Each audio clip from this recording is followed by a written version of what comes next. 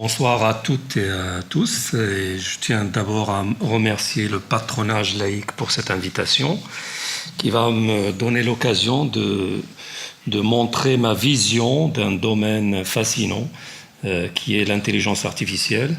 Alors juste deux mots sur ma formation. Je suis de formation mathématicien, informaticien. Et j'ai fait ma première thèse de doctorat sur le sujet de l'apprentissage artificiel à l'université d'Orsay. Donc on va parler ce soir de l'intelligence artificielle et je vais donner plutôt une vision d'un scientifique qui est plus proche de la réalité que de la fiction. Parce que l'intelligence artificielle, comme vous le savez, vous l'avez déjà remarqué, c'est un domaine fascinant qui attire beaucoup d'activités et qui fait peur aussi, qui fait peur aux gens qui ne connaissent pas le domaine. Et il y a des tendances à développer cette peur à travers plusieurs conférences, plusieurs papiers, plusieurs livres, plusieurs films, et ainsi de suite. Et là, le problème fondamental, c'est quoi? C'est qu'il y a en réalité deux populations distinctes qui parlent de deux choses complètement différentes. D'un côté, vous avez les scientifiques, les ingénieurs qui développent des techniques à base d'outils mathématiques, statistiques pour fournir des systèmes d'aide à la décision, de prise de décision pour des tâches bien précises. Et vous avez de l'autre côté, on trouve les amoureux de la science-fiction, par exemple, qui utilisent le terme intelligence artificielle pour évoquer une machine dotée d'une intelligence et d'une conscience comparables à l'homme, à l'être humain. Donc il y a quand même un écart très important entre ces deux visions, et ces deux visions, ils peuvent évidemment coexister, mais le problème c'est qu'ils génèrent ou ils engendrent plutôt une confusion qui se résume par exemple par l'idée que l'intelligence artificielle va produire dans le futur proche une intelligence qui va dépasser l'intelligence humaine. Donc, l'objectif de cette conférence est de vous montrer vraiment la réalité, mais de l'intérieur de l'intelligence artificielle, c'est-à-dire à partir des personnes qui fabriquent cette intelligence artificielle. Donc, l'intelligence artificielle a reçu pas mal d'intérêt suite à des résultats spectaculaires qu'on observe actuellement avec le développement technologique. Si je prends par exemple le cas d'un smartphone, personne ne pensait il y a quelques années que sur un appareil, on peut réunir plusieurs activités, téléphone, journal, orientation, réveil, tout. Donc dans un seul appareil, on peut regrouper plusieurs appareils pour faire la même chose. Et d'ailleurs, les smartphones, maintenant, on ne les utilise plus pour téléphoner. Donc à l'origine, c'était pour téléphoner. On l'utilise pour faire autre chose, pour consulter notre mail, pour envoyer des SMS, pour envoyer des fax, plein de choses comme ça. Donc on s'est éloigné un peu de l'objectif initial de cet appareil-là, avec une richesse d'activités et d'outils proposés aux utilisateurs. Sur ce graphique-là, il est très intéressant parce que ça montre quelque chose qui est caché. Donc, sur les smartphones, on a pas mal de services offerts. Donc, les utilisateurs, ils sont conscients que ça existe, mais ils ne les utilisent pas forcément. Donc ça c'est très intéressant à le faire remarquer parce que ça veut dire qu'on est en train de développer parfois des outils qui ne servent à rien, tout simplement. Voilà, pour vendre. Donc on a laissé l'utilisateur à côté, même si on dit de temps en temps qu'on pense d'abord à l'utilisateur pour fabriquer l'outil, c'est pas toujours vrai. On propose un outil pour intéresser l'utilisateur. Donc ça se voit clairement dans ce graphique-là, parce que les personnes qui utilisent les smartphones sont conscients que tel service existe, mais ils ne sont pas vraiment intéressés ou ils ne l'utilisent pas. Ils ne trouvent pas d'intérêt pour ça. Donc ça, c'est seulement le smartphone. Mais les résultats spectaculaires de l'intelligence artificielle qu'on a observés ces dernières années, c'est au niveau du traitement de la langue naturelle, donc tout ce qui est traduction automatique. Là, c'est impressionnant parce qu'on est passé de systèmes qui étaient basés sur un ensemble de grammaire sophistiquée, des schémas, des graphes compliqués pour faire fonctionner ensemble, à des systèmes qui n'ont pas besoin de toutes ces informations explicites, mais qui ont besoin d'exemples tout simplement d'une langue avec la correspondance dans une autre langue, tout simplement. Et le système apprend à faire la correspondance entre les différentes langues en créant sa propre grammaire et ses propres règles syntaxiques. Et ça, c'est impressionnant à observer et ça donne vraiment des résultats qui dépassent les performances humaines. On peut avoir des systèmes qui peuvent traduire dans plusieurs langues. Donc, vous avez déjà testé des outils sur Internet proposés gratuitement et qui font de la traduction de très bonne qualité. Et ces systèmes s'améliorent au fur et à mesure qu'on les utilise. Et c'est ça ce qui est intéressant.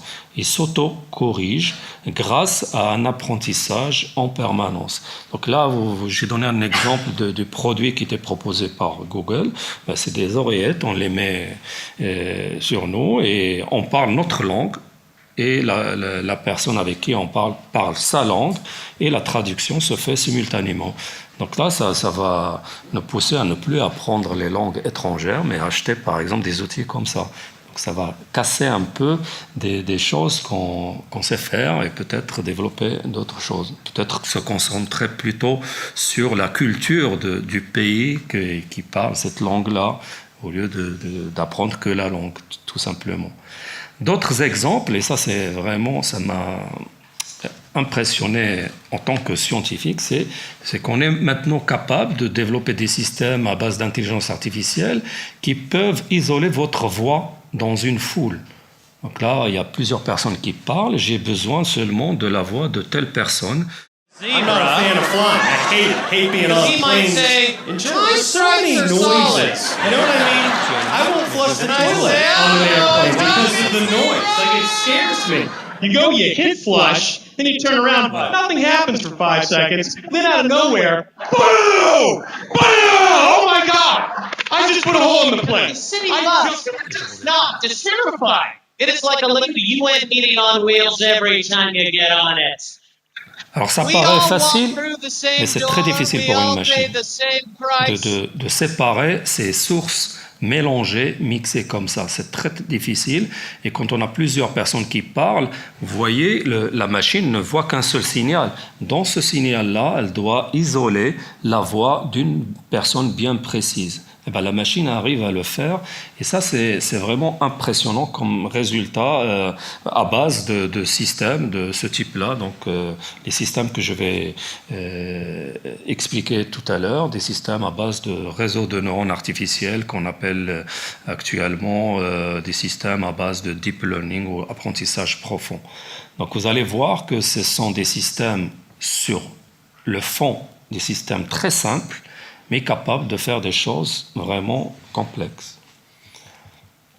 Un autre domaine où il y a eu des résultats impressionnants, c'est le domaine toujours de l'image, la segmentation de l'image. Donc j'ai une image et je dois la découper en plusieurs objets pour essayer de les reconnaître séparément, un par un. Par exemple, là, j'ai une image où il y a des voitures, des vélos, et je peux détecter dans l'image où se trouve la voiture, où se trouve le vélo. Et ce type de systèmes sont aussi utilisés en médecine pour segmenter des images médicales. Et dans le cas là, de la scène que j'ai montrée au début, on peut l'utiliser pour guider les voitures autonomes, par exemple. Donc, on a un système qui utilise ces réseaux de neurones artificiels capable de segmenter l'image et suivre les images, les objets dans ces images-là, en donnant leur position, leur taille, leur type aussi. Est-ce qu'il s'agit d'une voiture, un vélo, un piéton, et ainsi de suite. Donc ces informations-là, elles sont intégrées dans la voiture autonome pour la guider et lui permettre de trouver son chemin sans provoquer d'accident, même s'il y a eu quelques accidents. Donc, tout n'est pas parfait, mais on est sur la bonne voie pour ce type d'application. Et je vais donner quelques exemples de systèmes à base d'apprentissage qui permettent de faire ça. Et vous allez voir que derrière, il n'y a rien de compliqué à voir. Alors, un autre domaine où les résultats sont aussi très spectaculaires, c'est le domaine médical, en diagnostic médical. Les performances des systèmes à base d'intelligence artificielle dépassent les performances des spécialistes dans ce domaine-là. Là, il n'y a rien à montrer. C'est clair et net. Un spécialiste, par exemple, pour la détection des tumeurs du cancer du sein, ne peut pas faire l'équivalent d'un système à base d'intelligence artificielle. Le système à base d'intelligence artificielle fait moins d'erreurs que le spécialiste. Par contre, si je combine les compétences du spécialiste et du système d'intelligence artificielle comme un système d'aide à la décision et pas un système de décision, là, je gagne encore en performance et je baisse de beaucoup les performances au niveau de l'erreur. Vous voyez, on baisse complètement à 0,5% l'erreur. Alors, ce qui est intéressant aussi de voir, c'est que aux États-Unis, il y a un logiciel qui a été développé pour détecter les personnes atteintes de rétinopathie des diabétiques. Et dans 87%, plus de 87%, le système a donné la bonne réponse. Et dans 89,5%, il a donné aussi la bonne réponse quand le patient n'était pas atteint de cette maladie. Alors, par conséquent, ce système-là a été autorisé à l'utilisation dans les hôpitaux, donc sans la présence d'un spécialiste du domaine.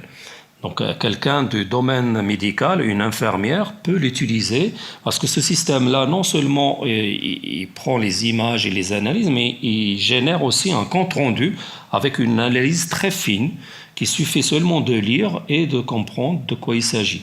Donc il est capable de prendre l'image, l'analyser, la segmenter et sortir le compte-rendu, je dirais, plus détaillé qu'un spécialiste. Donc ça, c'était autorisé aux États-Unis à l'utilisation directement, vu ces performances qui sont très, très intéressantes. Un autre domaine, pour vous donner quelques idées sur les domaines où on arrive à faire des choses très intéressantes et utiles quand même. Donc, par exemple, le sous-titrage automatique des images. Donc, on donne au système des images et le système essaie de les étiqueter, de les labelliser, d'écrire ce qu'il y a dans ces images-là.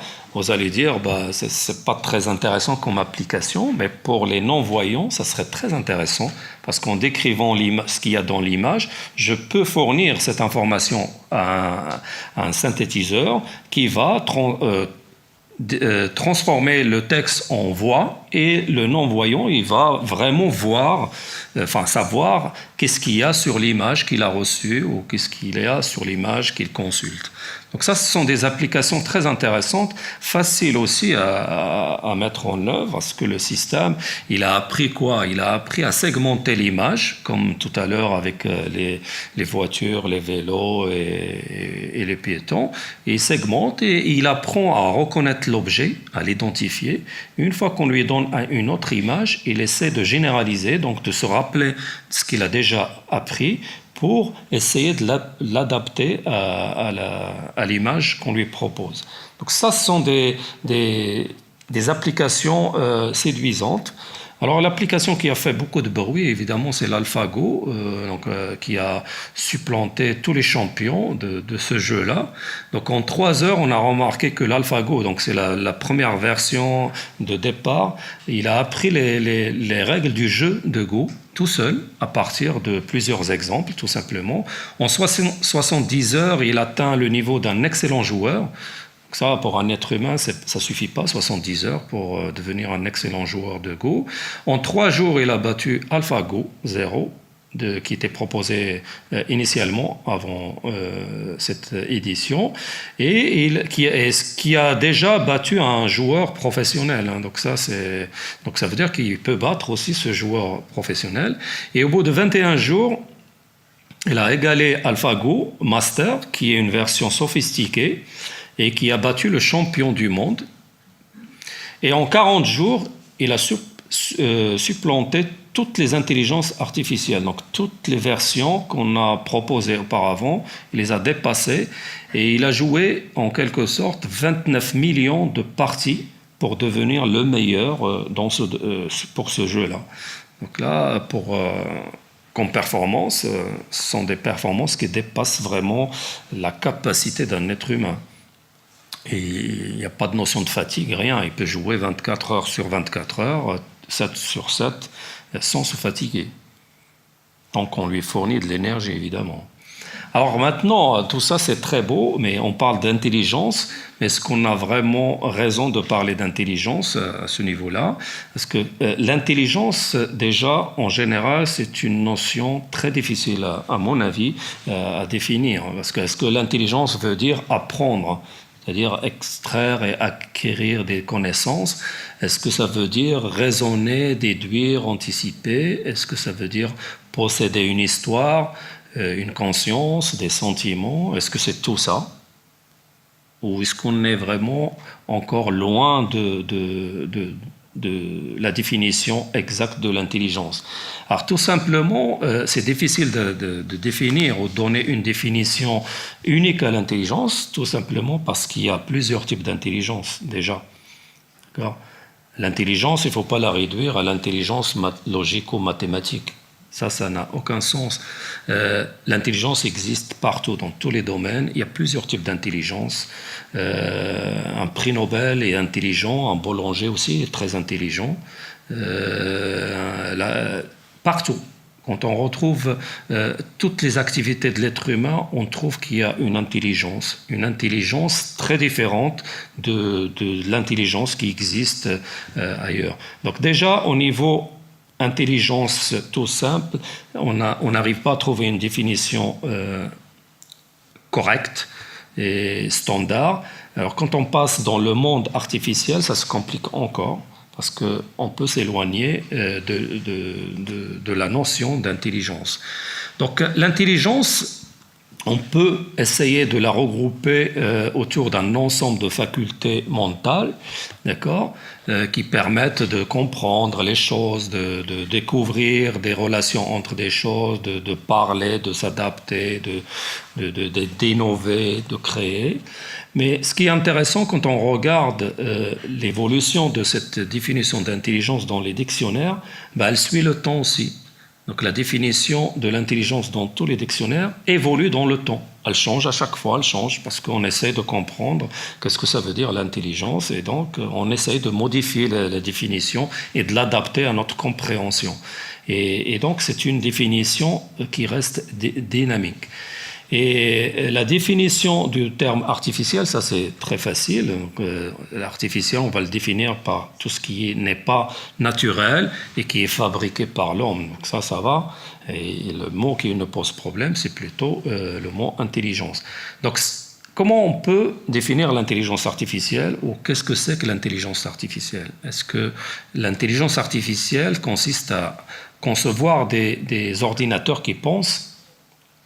Est-ce que l'intelligence artificielle revient à automatiser des activités qui est associée à la pensée humaine et la prise de décision et l'apprentissage? Est-ce que c'est un art de créer des machines qui exécutent des fonctions qui nécessitent une certaine intelligence? Est-ce que c'est une étude des facultés mentales et l'utilisation de modèles? Il y a plein de questions, je peux continuer la liste pendant plusieurs heures et ça ne donne pas la définition de l'intelligence artificielle, mais ça nous donne des questions qui montrent la difficulté de définir de manière précise l'intelligence artificielle, parce que même les pionniers du domaine n'ont pas réussi à se mettre d'accord sur une seule définition ou une seule vision de l'intelligence artificielle. Parce que le mot intelligence artificielle, ou la première définition, est née dans les années 50 lors d'une conférence de Dartmouth qui était présidée par un des pionniers du domaine, McCarthy. Et la définition a été donnée par Minsky, qui nous dit que l'intelligence artificielle est la science qui consiste à faire à des machines ce que l'homme fait moyennant une certaine intelligence. Donc c'est très bien, mais ça ne me définit pas exactement, parce que moi je ne sais pas qu'est-ce que ça veut dire l'intelligence. Donc c'est une définition qui tourne en rond pour moi. Donc, oui, parce que si je savais qu'est-ce que c'était l'intelligence, je pourrais définir facilement l'intelligence artificielle. Et le problème de cette définition-là, c'est qu'il rajoute une couche et il dit que la question n'est pas de savoir si les machines peuvent avoir des émotions, mais la question est de savoir s'ils peuvent être intelligentes sans émotion.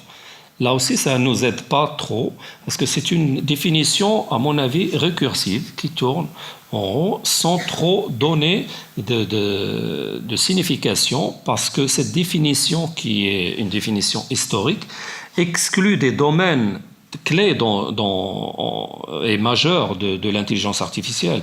La perception, la robotique, la compréhension du langage naturel, le sens commun, tout ça c'est exclu. Donc cette définition sous-entend dans la bouche de Minsky que l'intelligence artificielle, c'est l'intelligence logico-mathématique, tout simplement. Donc il réduit complètement cette définition logico-mathématique correspond à la réalité, à mon avis.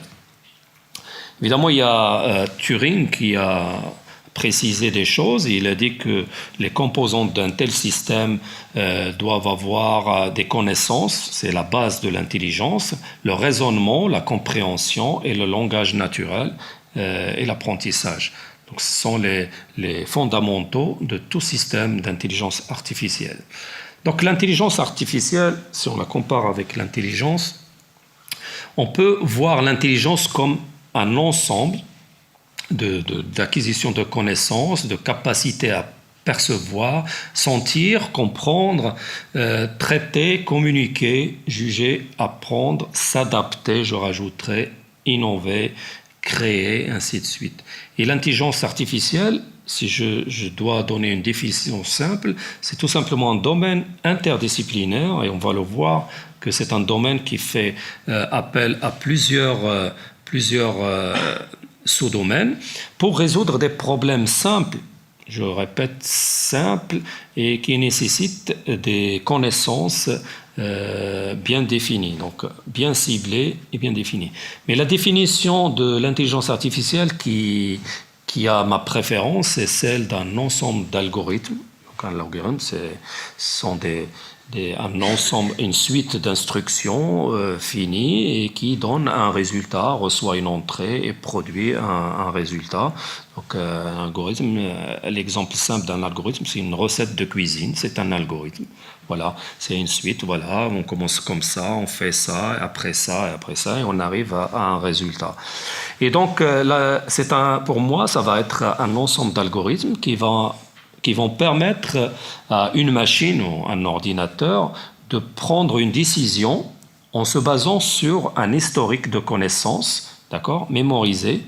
Et l'intelligence artificielle d'aujourd'hui, c'est celle de ce type de machine et qui ne savent prendre de décisions qu'en piochant dans des connaissances déjà mémorisées. D'accord ? Donc il n'y a pas d'invention, il n'y a rien, il n'y a pas de création, même si parfois on parle de création, des réseaux de neurones qui créent, mais si on fouille un petit peu, on verra qu'il y a des calculs derrière. Je pense que l'être humain, quand il crée quelque chose,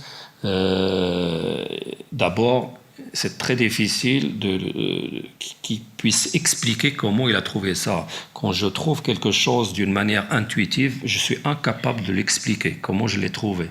C'est ça l'intuition. Ces systèmes d'intelligence artificielle, ils n'ont pas cette capacité. Ils n'ont pas d'intuition pour moi. Voilà. Donc, et autre chose, c'est que si on compare ces systèmes à un être humain, à mon avis, l'être humain, quand il prend une décision, il intègre des émotions dans cette prise de décision, et alors qu'un processeur électronique, c'est pas possible. Il prend une décision, mais en se basant sur quelques calculs, mais il n'y a pas d'émotion là-dedans.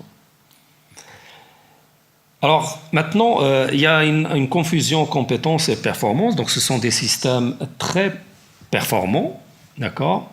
Et on verra pourquoi ils sont performants. Si on regarde un peu ce qu'a dit Chomsky, quand il a dit pour ces systèmes-là, il faut faire comme ou faire aussi bien que. Donc ça, c'est une distinction. Et quand on regarde le domaine de l'aviation, par exemple, l'homme a toujours aimé voler. Il a essayé au début d'imiter les oiseaux, le vol des oiseaux, il n'a pas réussi. Et les pionniers de l'aviation, ils ont abandonné cette idée d'imiter les oiseaux. Ils sont plutôt dirigés vers une analyse en termes d'écoulement d'air et de pression. Et du coup, ils ont inventé des avions, donc des outils artificiels, qui dépassent les performances des oiseaux. L'avion vole plus vite qu'un oiseau. Et par contre, il y a une ressemblance. Il y a une ressemblance très éloignée de la réalité. On n'a pas imité, on n'a pas fait comme l'oiseau, mais on a pris quelques idées et on a développé autre chose pour faire beaucoup mieux, aller plus vite par exemple. La même chose au niveau des jeux d'échecs. Donc en 97, quand le champion du monde Kasparov a été battu par l'intelligence artificielle développée par IBM, Deep Blue, ça ne veut pas dire que ce Deep Blue est plus intelligent que Kasparov, parce que Deep Blue n'a pas utilisé d'intelligence, il a utilisé des connaissances mémorisées, des connaissances stockées. Il a stocké en quelque sorte plusieurs types de parties dans sa tête, enfin dans ses mémoires, et quand il voit devant lui une situation, il cherche dans cet historique-là quelle est la réponse gagnante, tout simplement, et il la joue. Et c'est comme ça qu'il a dépassé les performances de Kasparov. Kasparov, il ne fait pas ça, il construit la solution gagnante en temps réel, en fonction de ce qu'il voit.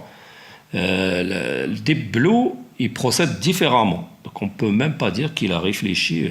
D'ailleurs, Deep Blue ne sait même pas qu'il joue aux échecs. Donc comment il peut...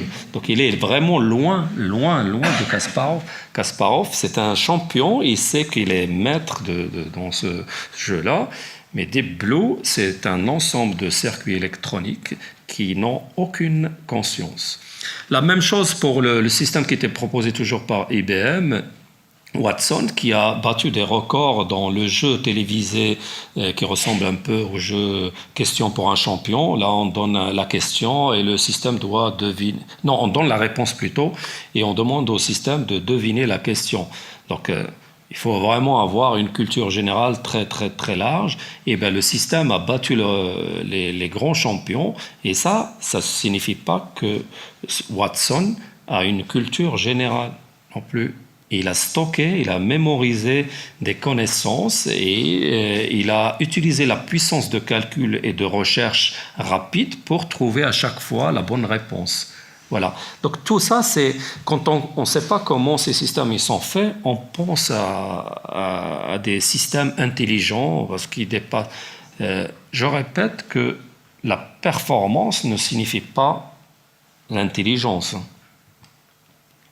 Donc si je compare maintenant l'ordinateur ou la machine avec l'humain, un ordinateur peut faire beaucoup de choses mieux que l'être humain. Ça, il y a pas de d'opposition. Il peut additionner des milliers de nombres à 4 chiffres plus vite qu'un être humain. Il peut dessiner des choses complexes, des images 3D. Il peut stocker et récupérer des quantités massives de données en un temps record.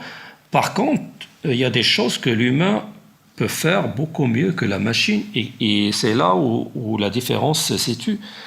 Un ordinateur ne peut pas, à mon avis, avoir de l'imagination, de la création, de l'intuition, de l'improvisation. C'est pas possible. Même si on vous montre des systèmes capables de faire ça, c'est vraiment bien programmé et bien fait pour faire semblant que c'est naturel. Donc un ordinateur, par exemple, il est incapable de trouver le chat dans cette image-là. Un être humain, quel que soit l'âge, il trouvera le chat. Un ordinateur est incapable de distinguer entre les deux images à droite. Il va dire que c'est pratiquement la même chose. Alors que c'est évidemment deux choses différentes. Là, on a un portrait et là, on a un plat. Et ben, la machine ne peut pas distinguer entre ces choses-là. Quelle que soit sa puissance, elle a des limites. Donc c'est là où l'intelligence réelle joue. Parce que l'être humain utilise d'autres processus, d'autres types d'analyse qu'on n'arrive pas à décrire nous-mêmes. Je l'ai dit tout à l'heure pour l'intuition. Quelque chose trouvé d'une manière intuitive, difficile d'expliquer comment. C'est vraiment difficile. Et le jour où ces systèmes auront de l'intuition, là, on pourra se poser la question. Donc, en général, on distingue deux types d'intelligence artificielle. Donc, l'intelligence artificielle dite forte et l'intelligence artificielle dite faible. Tout ce que vous voyez aujourd'hui représente l'intelligence artificielle faible. C'est-à-dire, c'est une intelligence artificielle qui essaye de mettre au point des systèmes d'aide à la décision pour résoudre des problématiques bien ciblées et bien précises. L'intelligence artificielle forte, c'est celle qui s'approche de l'être humain, c'est-à-dire dotée d'une conscience capable d'émotion. Et cette intelligence vraiment suscite l'espoir d'horizons nouveaux et la peur aussi de la supériorité sur l'homme. Donc, pour vous rassurer tout de suite, c'est pas pour demain, ni pour après-demain. D'accord ? Donc, c'est une intelligence, donc l'intelligence artificielle que je vais présenter et que vous voyez dans les médias, ce sont des intelligences artificielles dites plutôt faibles.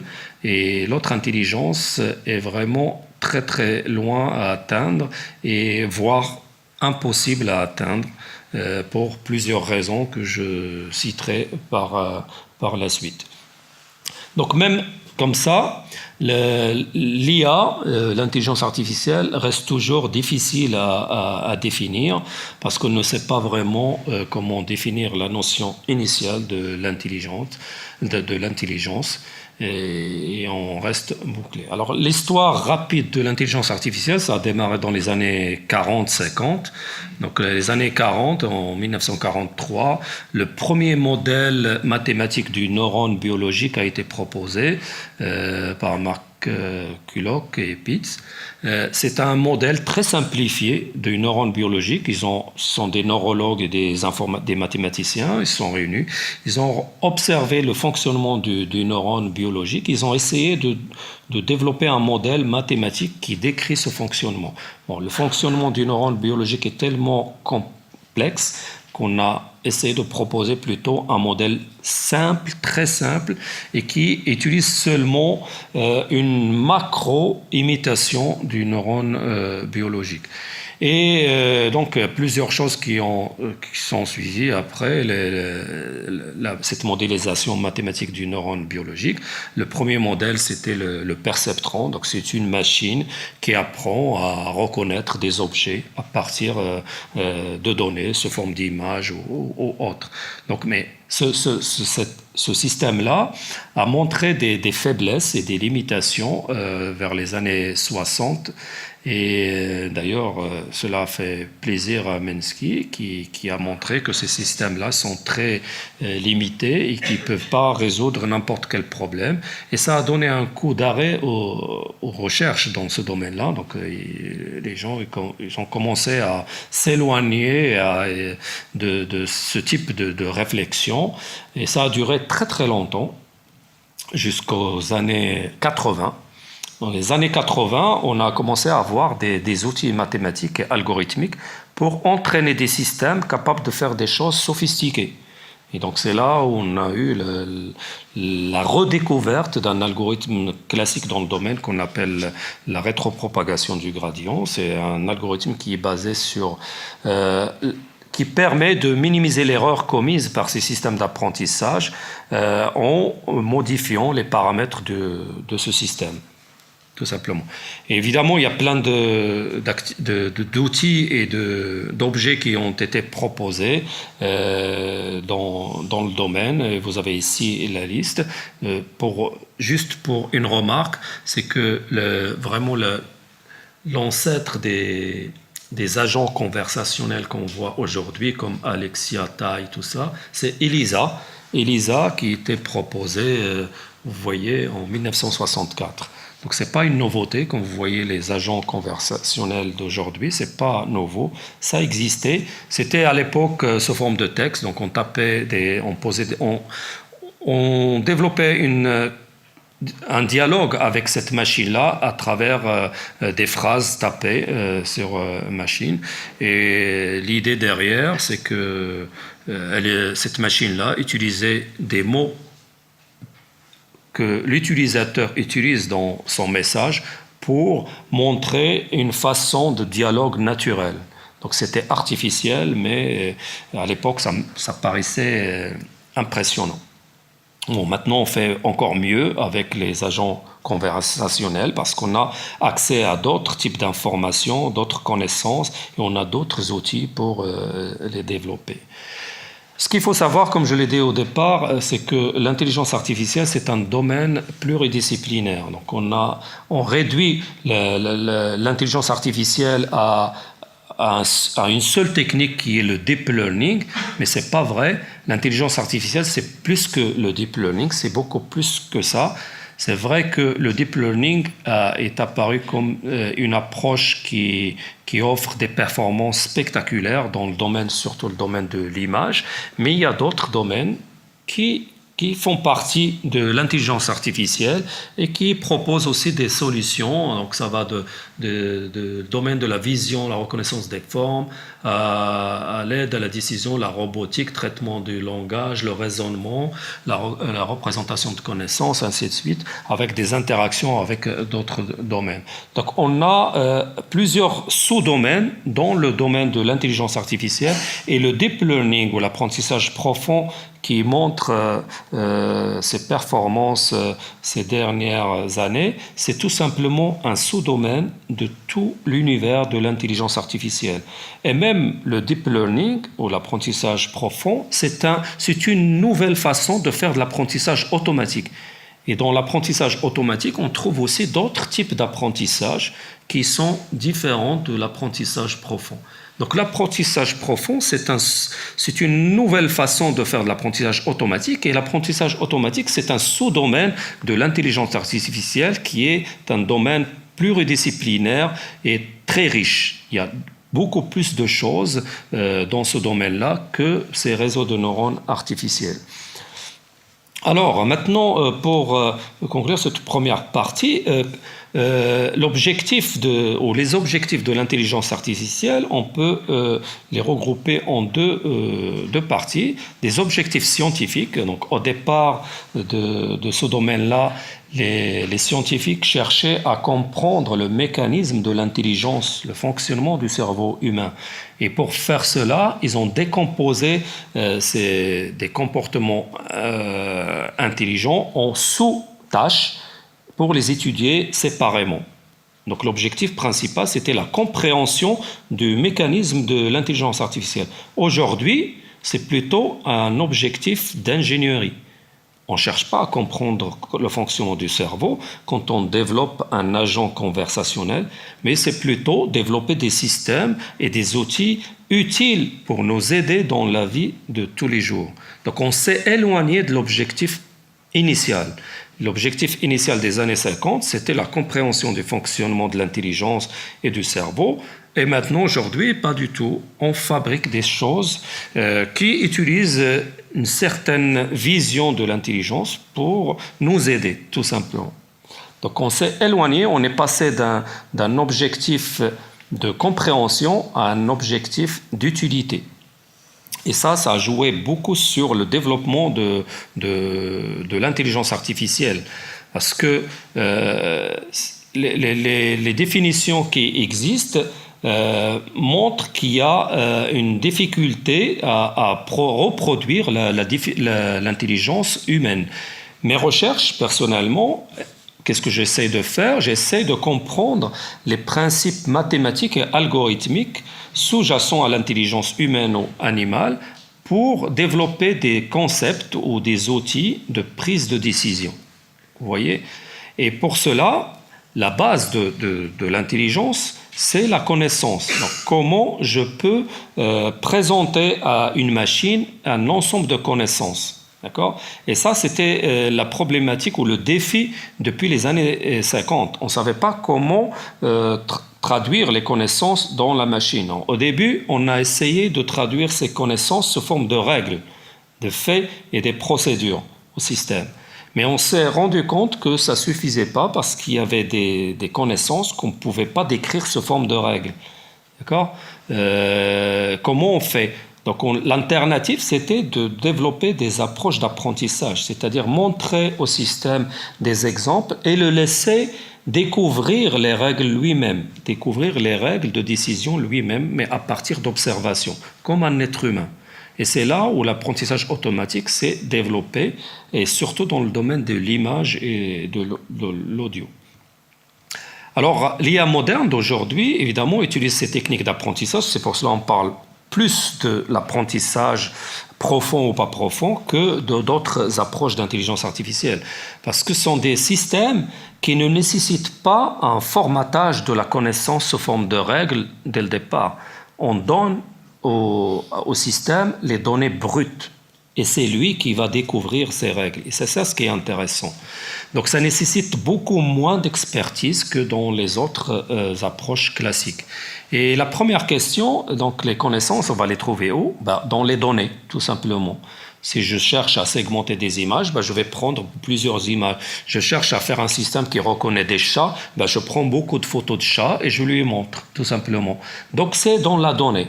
Il faut que la donnée soit riche, c'est-à-dire qu'elle représente la problématique que je cherche à résoudre. Je ne vais pas demander au système de reconnaître un chat alors que je lui ai montré des photos de chiens. Ce n'est pas possible. Donc, il faut que les données soient en cohérence avec la problématique qu'on cherche à apprendre. Donc, rapidement, je n'ai pas utilisé de formule mathématique. Qu'est-ce que c'est qu'un système d'apprentissage? Ça fait fantasmer, mais qu'est-ce que c'est? Imaginez, j'ai un problème à résoudre. C'est-à-dire que j'ai dans un récipient de l'eau, dans différents états, et je voudrais savoir si l'eau se trouve dans l'état glace, liquide ou vapeur. Donc, j'ai 3 possibilités. D'accord? Alors, qu'est-ce que je vais faire? Je vais mesurer des caractéristiques. Donc, pour résoudre mon problème, je vais proposer 2 caractéristiques, la température et la pression.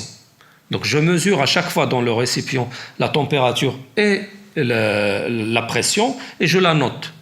Donc, je fais plusieurs mesures en fonction de l'état de l'eau qui se trouve dans le récipient et j'obtiens plusieurs mesures. Donc, les plusieurs mesures sont représentées par des points dans l'espace température et pression. Donc c'est cet espace-là de mon problème où j'ai des mesures. Donc j'ai récolté plusieurs mesures de l'eau qui se trouvait dans le récipient. Et je constate qu'il y a quand même un regroupement en 3 états. Les 3 états, donc glace, liquide, vapeur. En fonction de la position dans cet espace-là, je peux savoir si l'eau dans le récipient est dans l'état glace, liquide ou vapeur. D'accord ? Ça, c'est intéressant. Comment je vais le faire? Je vais essayer de dessiner la frontière entre ces classes-là. cette frontière. Donc je les sépare. Donc là, je les fais à la main, mais le système d'apprentissage, son rôle, c'est de me trouver ces frontières-là automatiquement. D'accord ? Je lui donne que les données, donc les points de l'espace, et je lui dis, maintenant, trouve-moi la séparation entre ces classes. Comment tu peux séparer ? S'il arrive à trouver les frontières entre les classes, il serait capable d'identifier un état donné. Je lui donne des nouvelles mesures de température, de pression, puisqu'il connaît la frontière entre les trois états, il pourra me dire c'est tel état. Les mesures que tu m'as proposées à l'entrée correspondent à tel état. C'est-à-dire quand je suis là, j'ai une mesure que je viens d'effectuer et je demande au système quel est l'état de cette mesure-là. Lui, il va me répondre c'est l'état vapeur. Alors, le système d'apprentissage, c'est quoi ? Il va apprendre l'association entre l'état et les mesures que je lui donne à l'entrée. Donc, j'ai fait plusieurs mesures, j'ai un échantillon. Cet échantillon s'appelle la base d'apprentissage ou les exemples d'apprentissage. Donc, je les mets à l'entrée et le système, on peut le voir comme un système avec plusieurs boutons de réglage.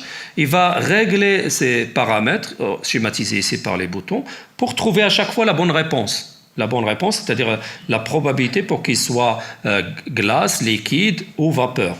D'accord ? Donc au début, évidemment, puisqu'il ne sait pas comment régler ces boutons-là, il va donner n'importe quoi comme réponse. Et l'algorithme d'apprentissage consiste à l'aider à réduire cet écart-là entre sa réponse, vous voyez, sa réponse trouvée, et la bonne réponse. Donc je lui présente la bonne réponse. Je lui dis, si je te présente ça, il faut me répondre ça. Mais lui, il répond ça. Donc il y a un écart. Et l'algorithme d'apprentissage va l'aider à réduire cet écart-là en modifiant ces deux boutons-là, les paramètres. Il va les tourner dans un sens ou dans un autre pour que la prochaine fois, il se rapproche beaucoup plus de cette réponse-là que celle-là. Et c'est ça l'apprentissage. Un système d'apprentissage, c'est une boîte où il y a plusieurs paramètres et on présente à l'entrée de cette boîte-là des exemples, des observations, et à la sortie, il donne une décision. Et il apprend une fonction d'association entre l'entrée et la sortie. Vous voyez ? Alors, ce type d'algorithme est utilisé par exemple, dans les réseaux profonds, les deep learning. Là, par exemple, j'essaie de faire un système capable de reconnaître les chiffres de 0 à 9. Donc, j'écris le chiffre à l'entrée. Donc, vous voyez le chiffre que j'écris, c'est une image en degrés de gris. Mais le système, il voit des valeurs numériques. Il ne voit pas l'image. Il voit des valeurs numériques, c'est cette valeur-là. À partir de ces valeurs numériques, donc je le présente au système, il va faire des calculs internes.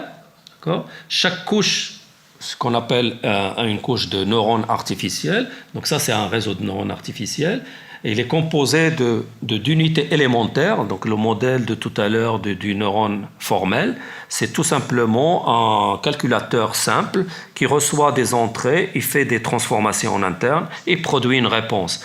Donc je mets plusieurs neurones de ce type-là pour former une couche et je fais plusieurs couches et je les connecte à travers des connexions qui portent des valeurs. Ces connexions qui portent des valeurs représentent les paramètres du système. C'est ces paramètres-là que le système doit ajuster pour trouver la bonne réponse. D'accord ? Donc, il va stocker sa connaissance, ses règles qu'il va découvrir dans ces connexions-là. D'accord ? Ils sont connectés. Donc, quand je présente l'image, il va faire plein de calculs élémentaires et il va trouver la bonne réponse. Alors, comment il travaille à l'intérieur, c'est impressionnant et c'est ça qui fait sa puissance. C'est que quand je présente un chiffre, par exemple, là, le chiffre 9, il va le présenter à la première couche qui va faire des transformations pour trouver des morceaux de ce chiffre-là, en quelque sorte. Il va détecter dans cette image-là des morceaux qui reviennent à chaque fois que je lui présente un 9, il trouve ce morceau-là. Donc il va essayer de trouver le moyen pour extraire ces morceaux. Ça s'appelle des traits ou des features. Donc, et à partir de ces traits-là, il va essayer dans les couches qui suivent de reconstituer l'image de départ. Donc vous voyez l'image de tout à l'heure, le 9, il décompose en plusieurs morceaux, donc les morceaux de différentes couleurs ici. Et une fois qu'il a trouvé dans cette couche-là, il va essayer de combiner ces morceaux-là pour retrouver l'image de départ. Donc il va constituer l'image à partir de ces traits-là, mais à partir de traits de haut niveau, d'un autre niveau. Donc vous voyez ici, au début, il a trouvé des morceaux du chiffre 9 de petite taille. Après, il va combiner ces caractéristiques pour retrouver des morceaux de grande taille jusqu'à la fin où il va reconstituer complètement le chiffre. Et à la fin, il prend une décision. D'accord ? Donc il décompose. Alors ce qu'il faut savoir, il apprend aussi en minimisant l'erreur. Ces systèmes-là, ils ne savent faire que 3 opérations, d'accord ? Contrairement à un être humain. 3 opérations. Il sait faire une addition, multiplication et une comparaison. Rien d'autre. Donc si on peut les étiqueter comme des systèmes intelligents, c'est un peu léger. Ils ne savent faire que ça. Addition, multiplication, comparaison. Avec ça, ils arrivent à résoudre des problèmes complexes, mais parce que le concepteur du système l'aide. Le concepteur du système aide le système. Le système n'est pas conçu d'une manière aléatoire. Il est conçu avec une connaissance a priori. C'est le concepteur qui lui dit qu'il faut trouver des morceaux de chiffres à ce niveau-là, de petite taille, après de grande taille et après ainsi de suite. C'est-à-dire une représentation des objets qu'il voit d'une manière, une représentation hiérarchique. Et c'est cette représentation hiérarchique qui va l'aider à stocker d'une manière intelligente les connaissances qu'il doit acquérir pour résoudre ce problème, par exemple, de reconnaissance de chiffres de 0 à 9. Et donc là, ça donne des résultats spectaculaires, mais il y a beaucoup de connaissances d'experts dans le système, codées sous forme d'architecture, de type de comparaison qu'il faut faire à ce niveau-là, de type de neurones utilisés, de type de combinaison de caractéristiques et ainsi de suite. Ces connaissances-là sont des connaissances d'experts et qu'on ajoute pour le système. Alors ce domaine, évidemment, est fascinant, mais il y a une peur qui s'installe autour de l'intelligence artificielle, mais c'est une peur qui, personnellement, ne me fait pas vraiment peur. Pourquoi ? Tout simplement parce que c'est une peur qui n'est pas bien fondée. Elle est fondée sur des fausses informations et fondée sur des fantasmes, en quelque sorte. Quand vous avez déjà vu des films de science-fiction, on est vraiment très très loin de ces films-là. Ces films sont faits pour avoir le maximum de spectateurs. Évidemment, il faut qu'ils soient attractifs, fascinants, spectaculaires, sinon il n'y aura personne dans les salles. Mais si vous discutez avec des scientifiques, on est vraiment très très très loin. Et ce qui me fait peur, moi, c'est pas de croire qu'un jour un ordinateur va prendre le dessus sur nous, mais plutôt ce qui me fait peur, c'est quand on va programmer ces machines-là, on va les programmer pour qu'ils nous aident ou pour nous nuire. Donc la décision, c'est entre les mains des concepteurs de ces systèmes-là. Le système, il ne va pas se développer tout seul, c'est les concepteurs des systèmes et les financeurs de ce type d'activité qui doivent faire très attention. L'IA ne fera pas de mal à quelqu'un toute seule. C'est l'être humain. Moi, j'aurais plus peur de l'être humain que d'une machine. Parce que l'être humain, il est imprévisible. La machine, quand on sait comment elle est faite, on peut l'arrêter quand on veut. Par contre, il ne faut pas non plus mettre de côté des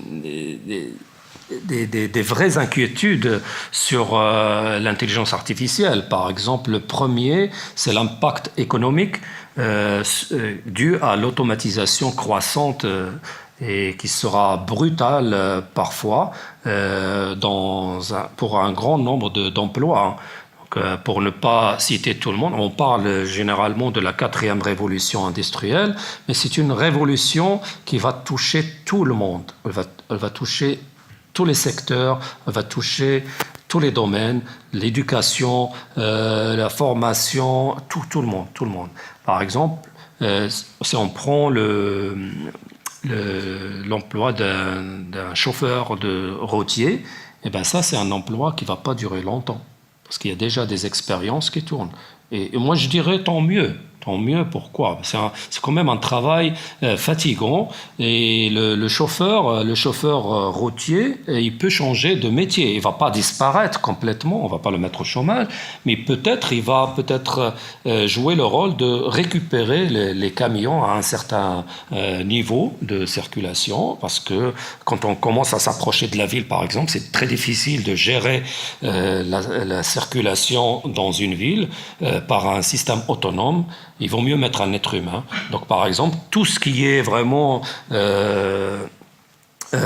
autoroute, on peut mettre des systèmes autonomes et au bout de l'entrée, c'est le chauffeur routier qui prend la relève. Donc son métier va changer, il ne va pas complètement disparaître. C'est comme le cas des radiologues. Quand je montre les résultats trouvés par l'intelligence artificielle dans ce domaine-là, ils pensent au chômage. Mais pas du tout. Le métier de radiologue va changer complètement. Au lieu d'avoir un radiologue qui va passer beaucoup de temps à analyser l'image, il va se transformer en un radiologue qui va interpréter les résultats trouvés par l'intelligence artificielle. Il va se concentrer beaucoup plus sur les détails trouvés par ces machines-là que l'être humain est incapable de trouver. Et du coup, le résultat sera meilleur. Et donc, son rôle changera.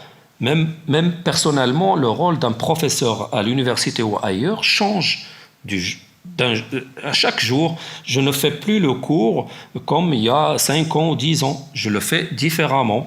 Il faut l'adapter au public, il faut l'adapter au niveau de connaissance et il faut l'adapter à l'évolution de l'être humain en général. Donc il y a plusieurs types d'inquiétudes et il y a le risque aussi du biais. Et ça, c'est inquiétant et il faut faire vraiment très attention pour les systèmes automatisés qui peuvent nuire une certaine partie de la population. On a vu des démonstrations pour le système qui ne reconnaissait pas les personnes de peau noire parce que le système n'était pas entraîné avec des exemples de ces personnes-là, tout simplement. Ou tout dernièrement, le système développé par Amazon qui trie les CV des candidatures, il a éliminé automatiquement les CV des femmes. Pourquoi? Parce que 60% des travailleurs à Amazon sont des hommes et ils ont entraîné le système sur les CV de ces personnes-là. Et donc, il y avait plus de CV d'hommes que de femmes. Et le système a compris, a interprété ça, que ce n'était pas la peine de regarder ces CV-là, mais plutôt les CV des hommes. Donc, heureusement, ils l'ont arrêté parce qu'en plus, sur les 100 CV, ils donnaient 5 CV. Ils sortaient 5 CV. Donc, c'est sûr qu'il n'y aurait aucune femme sur les 5. Donc, ils se sont rendus compte que c'était une erreur, la même chose. Un autre risque aussi, c'est d'utiliser ces techniques-là pour influencer l'opinion publique. Et là, on a eu plein d'histoires comme ça. La dernière, l'affaire Cambridge Analytica. Vous vous rappelez quel est le rôle de l'intelligence artificielle dans ce domaine-là. C'était incroyable, mais vrai, voilà. Aussi, l'automatisation dans le cadre militaire, et c'est ce point-là qui me fait vraiment personnellement le plus peur, parce que il y a des tendances à encourager l'automatisation des armes, avoir des armes autonomes. Alors juste, je vais vous faire passer une petite vidéo pour montrer un peu l'importance de ce sujet.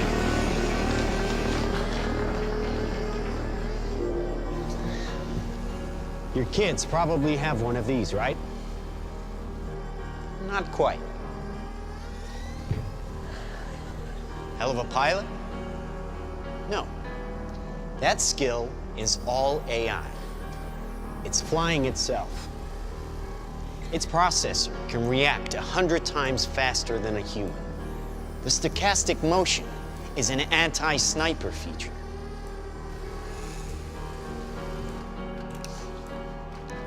Just like any mobile device these days, it has cameras and sensors, and just like your phones and social media apps, it does facial recognition.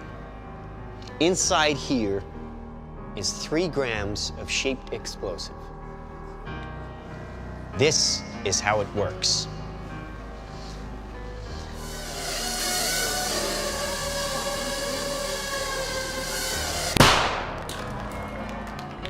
Did you see that?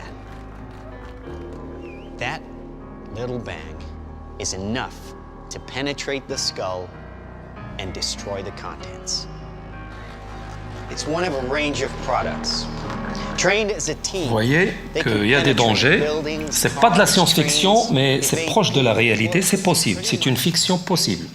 Possible et à la portée de n'importe qui. Ça coûte pas cher et ça peut faire beaucoup de dégâts. Donc ça, c'est vraiment des choses qui inquiètent, mais je suis pas venu ici pour vous faire peur, mais plutôt pour vous montrer la réalité et vous montrer qu'il y a quand même des espoirs et des progrès dans ce domaine-là qui peuvent nous intéresser, comme la croissance économique, l'automatisation et la robotique vont réduire le coût de production en industrie et ils vont faciliter pour certaines personnes la vie, comme à travers les véhicules autonomes ou autres. Les progrès qu'on a remarqués dans la compréhension du langage vont permettre de rendre plus facile la recherche d'informations et plus efficace et plus riche cette information, parce qu'on pourra interroger ces moteurs de recherche en langage naturel, simple, pour avoir des réponses qui correspondent vraiment à nos attentes.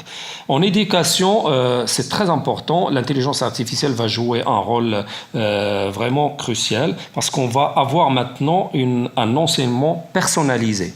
On ne va pas offrir des formations massives, mais on pourra personnaliser la formation en regardant un peu le profil de chacun et adapter en quelque sorte les parcours à ces profils-là, ou plutôt mieux orienter ces profils à des parcours mieux adaptés à leur réussite.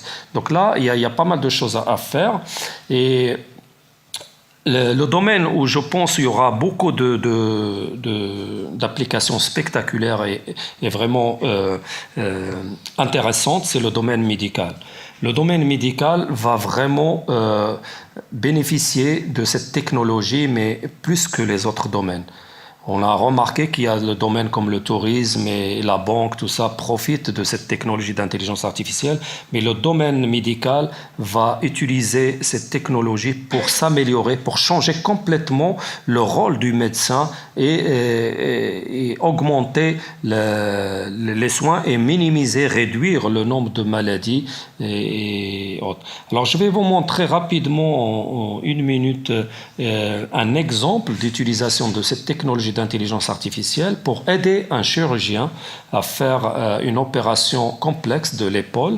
C'est une opération qui a eu lieu à l'hôpital Avicenne et par un professeur de notre université, l'université Paris 13, le docteur Thomas Grigori. Et c'est une première mondiale parce que le médecin a utilisé la technologie pour l'aider à avoir plus de précision et plus d'efficacité dans son geste chirurgical. Tu as une sorte de rectangle, d'accord ? Et là, tu as le pilier latéral et le montage. C'est une opération délicate, la pose d'une prothèse d'épaule. Équipé d'un casque de réalité augmentée, le chirurgien attrape l'hologramme de la reconstruction en 3D de l'anatomie de son patient et le fait glisser sur la partie à opérer. Le corps du patient devient transparent. On est au début d'une aventure qui a un vrai intérêt médical, standardiser les interventions chirurgicales, diminuer le risque d'erreur médicale. C'est la grande innovation, c'est que le chirurgien n'est plus tout seul au bloc opératoire. Alors le 5 décembre, on a fait la première intervention de chirurgie de l'épaule. J'avais accès à l'imagerie, donc aux données du patient à la demande, tout en restant tout à fait stérile. La problématique, c'est que les fichiers médicaux viennent des scanners et des IRM et que le poids informatique de ces fichiers est assez important, ce qui les rend inutilisables, bruts dans les lunettes. Comment est-ce qu'on va donner accès à cette image au chirurgien pendant qu'il opère ? Quand le docteur Grégory opère, les calculs sont faits sur Azure GPU. Là, le chargement est instantané puisque c'est directement dans le serveur. Il n'y a pas à transférer les données sur les lunettes. Le format, il reste dans le cloud, donc il n'y a pas de transcription d'images vers le support HoloLens. Du coup, on a facilité grandement un accès à ces données.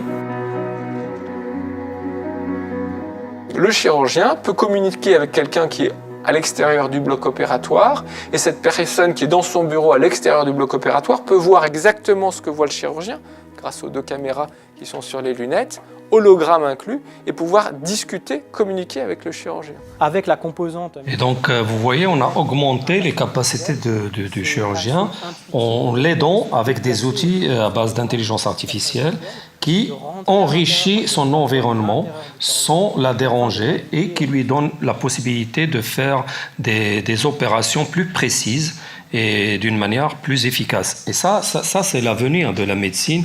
La médecine, au lieu d'avoir sur un PC l'IRM ou le scanner, il aura vraiment la projection 3D sur le patient directement. Il voit précisément l'endroit qu'il faut attaquer et qu'il faut soigner directement sur le patient. Et ça, c'est très intéressant, et même pour la formation. Donc là, à l'Université Paris 13, on a développé un centre en collaboration avec Microsoft et l'AUF, l'Agence universitaire de francophonie, pour développer la formation à ce type de technologie. Donc on va former des chirurgiens à utiliser ce type d'outils dans leur activité. Alors pour conclure, je ne sais pas si c'est une conclusion, ça c'est mon point de vue personnel sur l'état de l'art dans le domaine. Je peux vous rassurer qu'il n'y a aucune machine intelligente aujourd'hui. Ça, c'est sûr, et que ça va être très difficile de s'orienter vers une vraie intelligence, c'est-à-dire l'intelligence dite forte, et que en informatique, on va essayer de faire des traitements automatiques de l'information, des calculs, et l'ordinateur il pourra proposer des performances qui dépasseraient les performances humaines dans ce type d'activité, donc calcul, mémorisation. Mais la vraie intelligence, à mon avis, doit avoir vraiment une conscience pour sa propre existence. D'accord ? Un ordinateur n'apprend pas du tout. Donc même si on parle d'apprentissage artificiel ou apprentissage automatique, il n'apprend pas. Il est programmé pour exécuter des tâches bien précises et bien définies. Donc l'IA faible ne va jamais enfanter l'IA forte. Ça, c'est ma vision personnelle. Parce que l'architecture électronique des machines qui proposent cette IA faible est faite de mémoire et de processeurs. Donc, et la mémoire de l'intelligence forte, c'est pas du tout ça. C'est une mémoire qui est faite de souvenirs, de processeurs d'émotions. Et sans l'émotion, à mon avis, l'IA faible ne sera jamais débouchée vers une IA forte. Parce que cette puissance, même si c'est une puissance dopée de calculateurs quantiques, même si on utilise des calculateurs quantiques, la logique électronique restera toujours une logique opposée à la logique émotionnelle qui est plutôt humaine. Et le mot de la fin, je pense que l'intelligence artificielle n'est pas intelligente, mais toute l'ingéniosité du chercheur en intelligence artificielle consiste à vous faire croire qu'elle l'est, tout simplement. Moi, je pense plutôt qu'on va s'orienter vers une intelligence augmentée ou auxiliaire. Ça, c'est une réalité et qu'on va vivre. Parce que l'humain a besoin d'une mémoire imparfaite qui fasse des erreurs. C'est à l'opposé d'une machine ou d'un ordinateur qui utilise une mémoire électronique précise. L'être humain fait des erreurs et c'est ça qui fait son charme, qui fait son intelligence, c'est qu'il fasse des erreurs. Il apprend à partir de l'erreur. Et aucun chercheur au monde, alors je défie n'importe quel chercheur, ne sait comment on pourrait un jour concevoir une intelligence forte, capable vraiment d'initiative et de comportement comme un humain.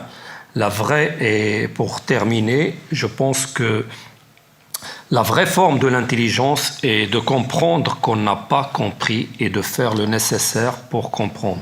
Ce n'est pas de moi, c'est quelqu'un d'autre. Merci.